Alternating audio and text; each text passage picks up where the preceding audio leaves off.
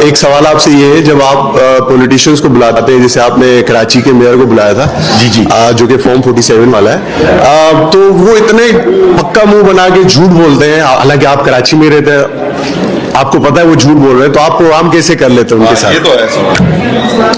अच्छा, आपको वो पहले बोलते हैं कि मतलब ये वाला सवाल नहीं पूछेगा, ये आप इस पर बेइज्जती करें? नहीं, अच्छी बात यह है कि उन्होंने कहा कि कुछ भी पूछे, मुझसे रिलेटेड पूछे। तो वो मेयर हैं, जाहिर बात है, पब्लिक ऑफिस होल्डर हैं। मैंने उनसे जो पूछा उन्होंने अपनी बेस्ट एबिलिटी के हिसाब से जवाब दिए। उन्होंने जाहिर बात है, मतलब एक पब्लिक ऑफिस होल्ड करते हैं, एक पॉलिटिकल पार्टी को भी रिप्रेजेंट करते हैं, बर्डन ऑन द शोल्डर है उनके ऊपर। अब और वो तक कैंडिडेटली बैठे, कोई उनसे इतना जोर शोर सवाल पूछे, उनकी बातें काट भी दे, उसके बावजूद उन्होंने पलट के ये नहीं कहा कि काट देना, फला चीज एडिट कर देना। तो ऐसा नहीं है कि उन्होंने कॉपरेट नहीं किया। उन्होंने, अब जिस तरह के हालात हैं, जाहिर बात है 35 साल से खराब है कराची।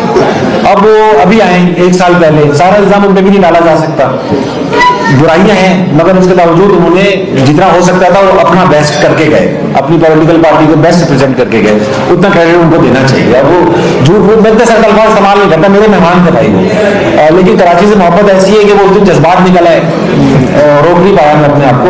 यूजली मैं कोशिश करता हूँ किसी को ऐसा बस के नीचे ना फेंकूं, तो उस दिन वो जज्बात निकल आए, वरना मैं मेरा कोई उनसे इख्तलाफ नहीं है।